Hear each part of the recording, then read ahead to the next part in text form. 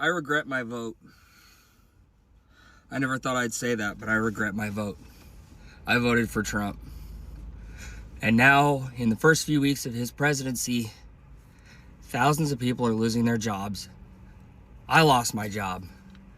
I was the director of operations of bear studies. For the last 4 years, we've been studying whether or not bears in fact shit in the woods. And now it's gone. It's all gone. What am I supposed to tell my family? What am I supposed to tell them? If you voted for Trump, I don't even know what to say except fuck you. All the money being taken, and all the jobs being lost. I don't know what to do. Why, oh why do poor white people vote against themselves time and time again? They vote for Trump and the other MAGA politicians only to have every promise broken, prices go up, social supports evaporate. Here's why.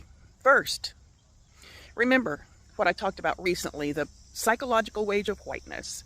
That term was coined by W.E. Du Bois to describe poor white folks being paid with social status rather than decent living conditions. They're convinced by the elites that they're better than black folks, better than immigrants, Latinos, LGBTQ folks. They're convinced that being white puts them in the same league as the elites. Of course, the elites know otherwise, but the poor whites buy it because they're grasping at straws. Second, they are convinced that the people they're supposedly better than are the big threat in their lives.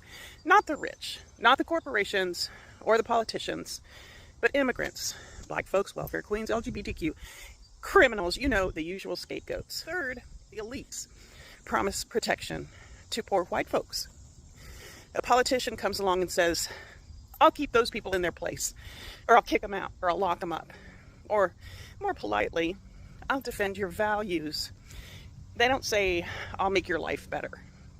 Well, they say it, they just don't mean it. They'll say, I'll make sure they don't get ahead of you. Fourth, they vote for the punishment, not the policy. When a law gets passed that slashes public housing or school funding or food aid, they think, good, that'll stop those lazy freeloaders. And they do some mental gymnastics that make them believe it's worth losing those things for their own families in order to see those problematic black people and immigrants and so forth being punished. It gets to a point where just seeing those guys being punished is reward enough, which is pretty sick, but that's how behavior works. Their housing, schools, and groceries are on the chopping block too, but they blame that on Biden. Always a scapegoat. They get hit by the same policies they were told would punish the others, and they blame the wrong people.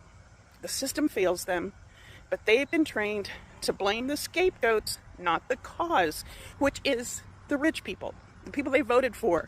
So they think the problem is still those people, not the fact that they were personally manipulated by the people they voted for.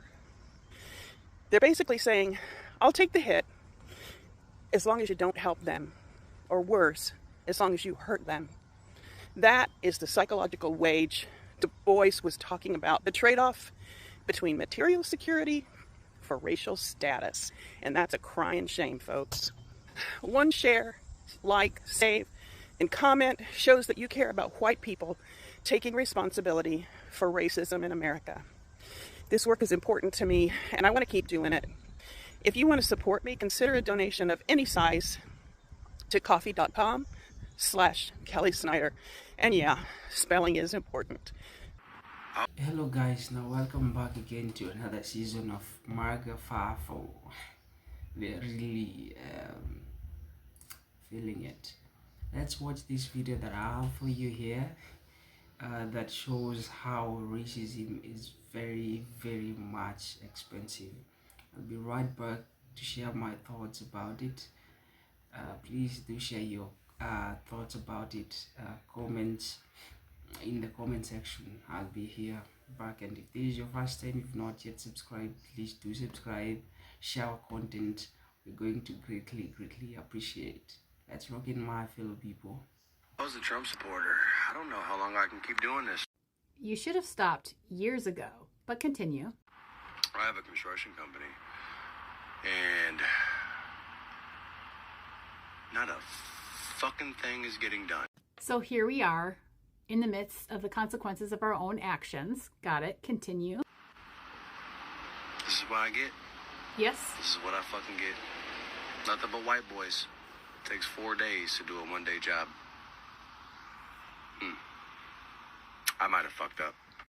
You might have fucked up? No, you 100% fucked up. But the sad thing is, the sad and horrible thing is that you only think you fucked up because it's directly affecting you. You don't care about the millions of other people that it's affecting in the United States. This is 100% what you get when you ignore that he's a felon. When you ignore when he said, grab her by the you-know-what. When you ignore that he is liable for sexual assault. When you ignore that he has done scams and he says racist, horrible, homophobic things. This is what you get. Because the racism was there in his language all the time. You could hear him speak his racism every single day, and you chose to ignore it. So yeah, this is what you have to deal with. And it doesn't matter which race we're talking about. Donald Trump only wants white people in this country, and you ignored that. So yeah, you're dealing with it. All my love. I don't want to hear your cries. I don't want to hear your complaining. I don't want to hear your coulda, shoulda, wouldas, because I don't feel no ways tired. I don't want to hear this is not what I voted for. This is exactly what you voted for. That man let you know time and time again that he don't fool up with black and brown people. And it's sad because you yearning so bad to have proximity to whiteness made you turn a blind eye to the disrespect, made you feel like you were bigger than the program, made you feel like all the insults that he spewed against your people didn't apply to you. So now y'all want to act shocked and appalled because he done called the National Guard, everybody and they mama, to scrape you and your family members off the floor of LA. No better fool. I don't give a fuck if I'm crying. I don't fucking care. America, we're struggling, man. We're dying every day, bro. We got to hear about another friend that blew his fucking head off. Another friend that fucking overdosed. Another friend that fucking did something stupid. Another friend that fucking... Everyone... Dude, we're very lonely, America. This is from a veteran. We're dying. We're fucking dying, dude. You can't just feed us pills and say, here's fucking $100 a month. Go. I don't care if I sound like a bitch. I don't know how any of you guys are going and going and going. I know you gotta be at the same level of mental health as me. Every day it's something new between the fucking news and the fucking stupid Biden and stupid Trump. And this country's fucked. Every day we're spending more and more money. None of us are getting ahead. The rich people are the ones that are fucking getting ahead. I'm tired of struggling. I've done everything I can. I'm trying to be a good man. I take care of my daughter. I take care of my wife. The best I can. I can't keep going. Every day it's something new. Then on top of that, as if you're not trying to spend money, you have to. Fucking everything's expensive. I own a painting company, I still can't fucking make it. I'm fucking trying, man. I can't look at my daughter and my wife and know I'm failing.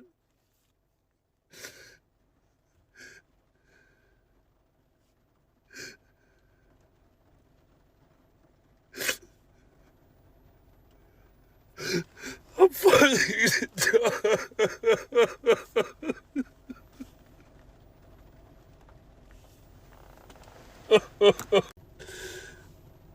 Everybody wake up. It's time to stand up. It's time to be tired of this. It's our turn to fucking eat. I want to eat. I want my family to eat. I want you guys to eat. Stand up. Let's go. Stand up, man. Let's fucking eat. I'm tired. Let's help each other. I don't care what your political affiliation is. I don't care what fucking color you are. If you are not eating and you're struggling, eat with me. Let's struggle together then. Let's be a team. So I admit, I regret my vote for Donald Trump. I regret it because I needed these changes sooner. I needed the prices to go down sooner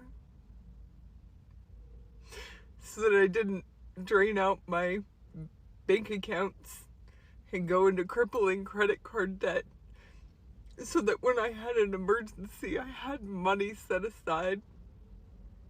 So when my son's glasses break, I could actually get him new ones. I can't do any of that right now. My car broke down, and so I'm in a friend's car just to work, to continue living paycheck to paycheck.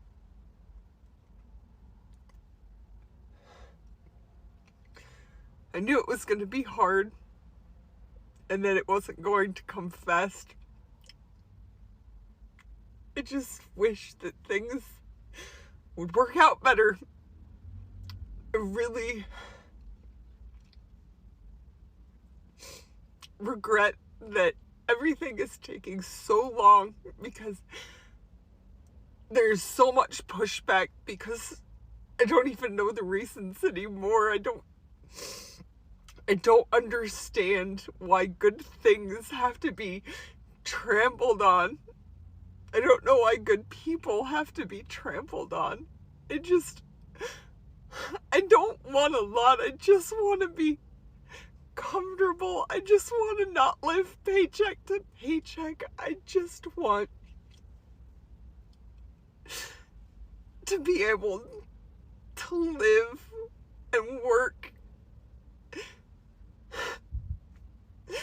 I work 7 days a week to not even make ends meet sometimes, and my car broke down, and I have a few $1,000s worth of repairs to do on it. My son's glasses broke, and I can't even take him to the eye doctor. I just want to get past the hard part. I want to get to the part where it's not just crippling. I know he's working on it.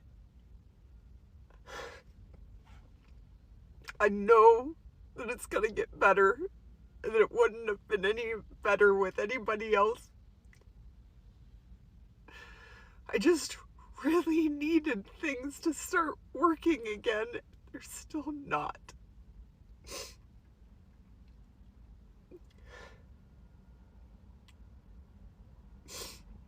I mean, I owe more in taxes this year, which is just more debt that I can't pay.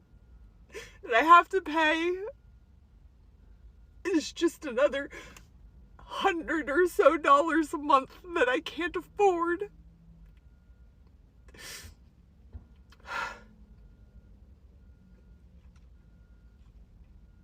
So no, I guess I really don't regret voting for Donald Trump. I just regret that his changes didn't come sooner.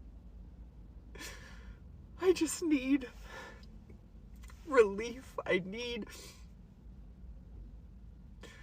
need the good things to start coming. I know it's coming. I just need it sooner rather than later right now.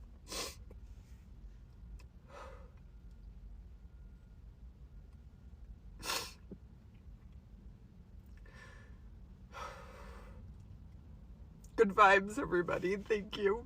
And So y'all voted red and now you're broke, mad, and confused. So let's talk about it. The young people who voted for Trump and the Republican movement, they are already regretting their vote. And I'm not even going to pretend to be surprised because I knew it would happen. And y'all got to understand, it's because this is always the play. See, a lot of young people didn't have the tools to really critically think about the impacts of what Trump's policies would have on their lives. And you know why?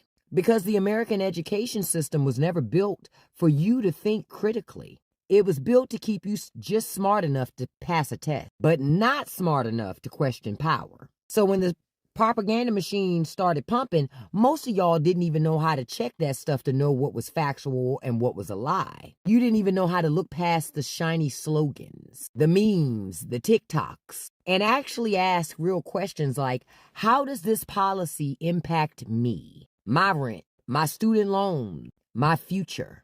And now here you are, under this Trump-led regime, finding out the hard way that Republicans do not have your back. That same party that you thought was about freedom is deciding the books you can read now, what rights you have, and whether you can even afford to survive. And look, I get it. When you're young, it feels like political policies and government and all that stuff, it feels like it's just background noise. You think it's something for old people to just argue about, but you see, it is not just noise. It's your life, boo. And if you don't take this seriously, the folks who do take this seriously, you know that older generation that's been controlling everything forever, they gonna keep stacking the deck against you. So now my question is, now that you are living under the policies that you voted for, are you ready to wake up yet?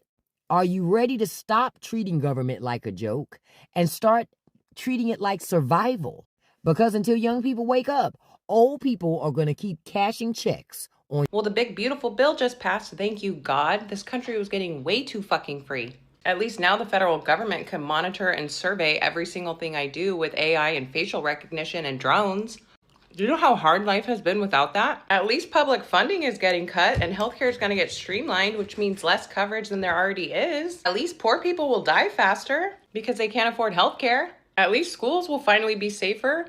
No, not from guns. Those are still allowed in there, but at least they won't have to talk about diversity or black people anymore. At least asylum seekers will finally get fast-tracked to deportation. Yeah, bro, this is the safest country on earth, but only if you're born here. At least when my health problems are misdiagnosed, I can blame it on a computer rather than a person. At least rich people finally get to be richer. Oh my God, do you know how hard they've had it? At least the federal government has way more power than ever before because who the fuck wants to be free anyways? And finally, half the American workforce will finally be replaced by AI. Thank you, God. Who needs a living wage? What a beautiful country. Who would want to live here?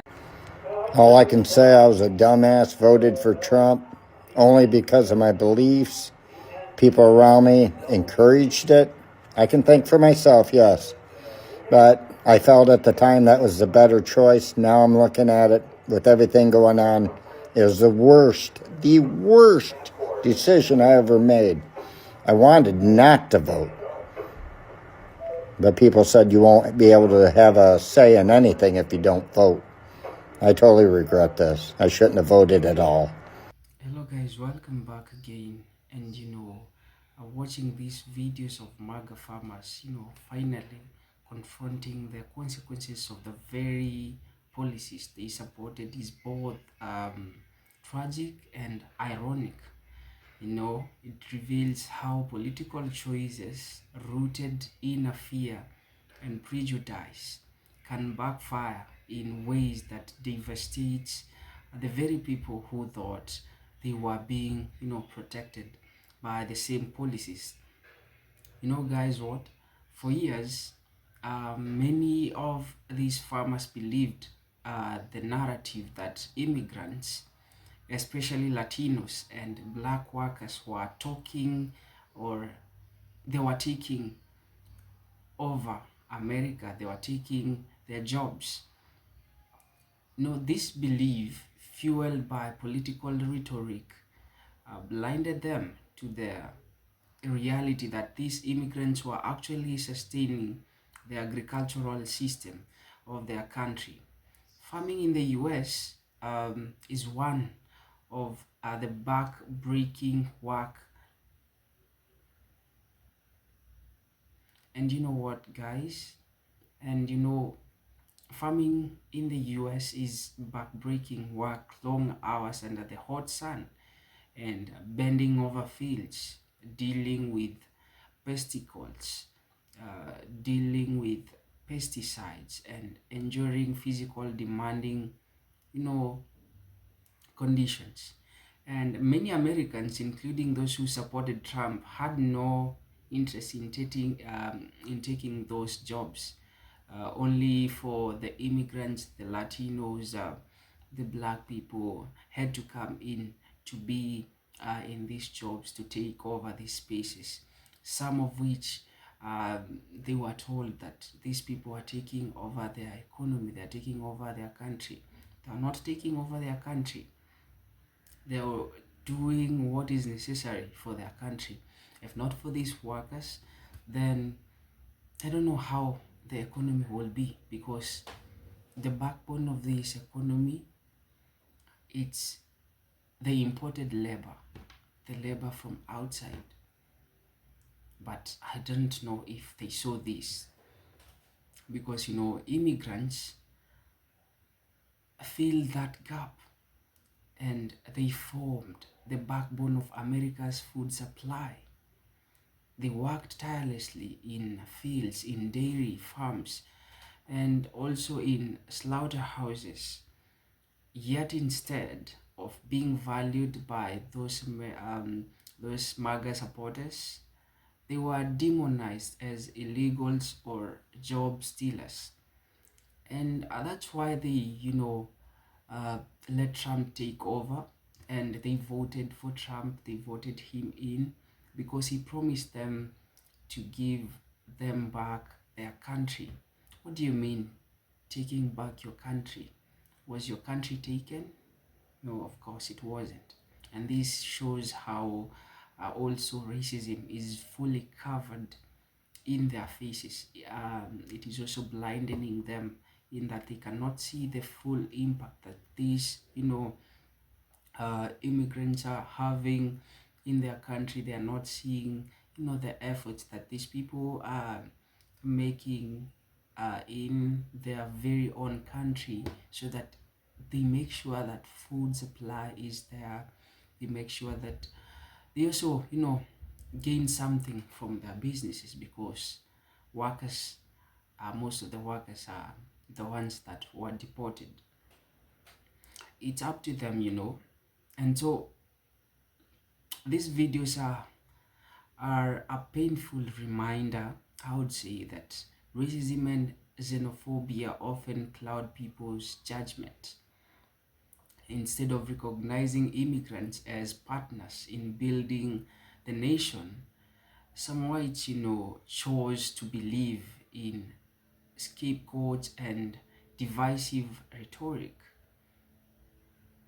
When he was getting in, Trump promised them that deporting immigrants would create more jobs for real Americans. But what he never admitted was that few Americans were lining up to take those farm jobs. Very few of them. And the economy depends on immigrant labor in ways his promises and his supporters failed to understand. Now, with the workers gone, farmers are forced to reckon with empty barns. Farmers are forced, to go in the field to see the unpicked fruit and devastating financial losses. Remember, most of these farmers took loans from the government, took loans from the bank, to do the farm work. And it's also painful, when you get that loan in that bank and the bank is, demanding its shares, and you cannot see the shares, leave alone the shares. You cannot see anything for your pocket at first, because the one who is supposed to, put that coin in your pocket, he's gone, and it's out of your, bad, or I would say poor decision making.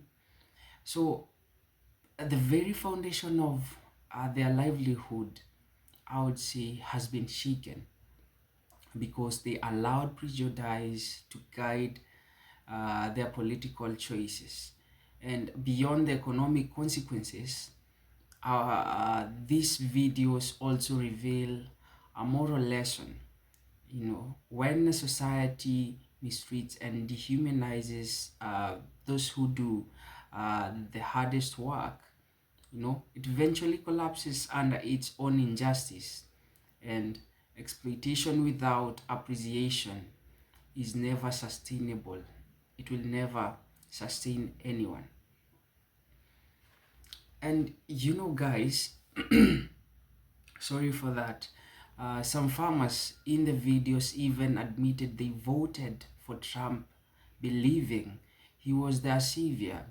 This is heartbreaking, because it shows how propaganda and fear can manipulate people into voting against their very own self-interest.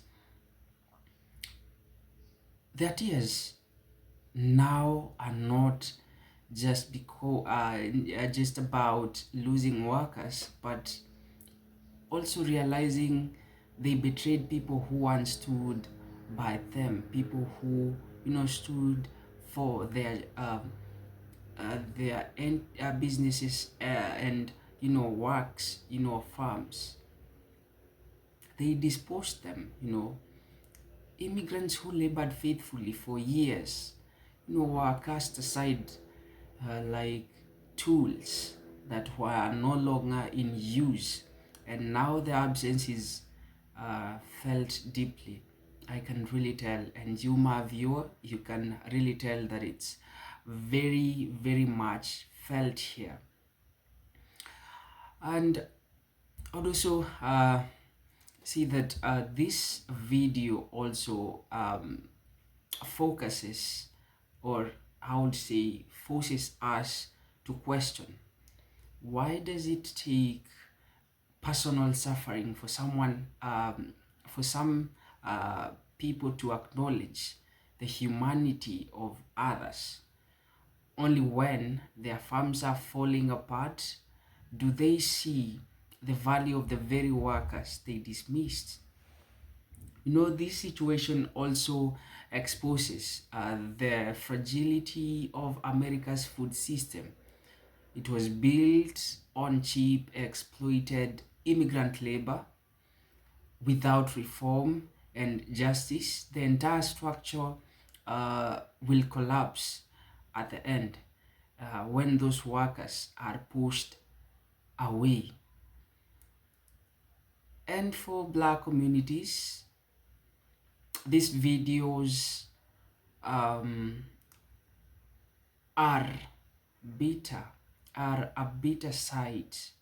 Many remember how Trump and his supporters used hateful rhetoric against immigrants and minorities.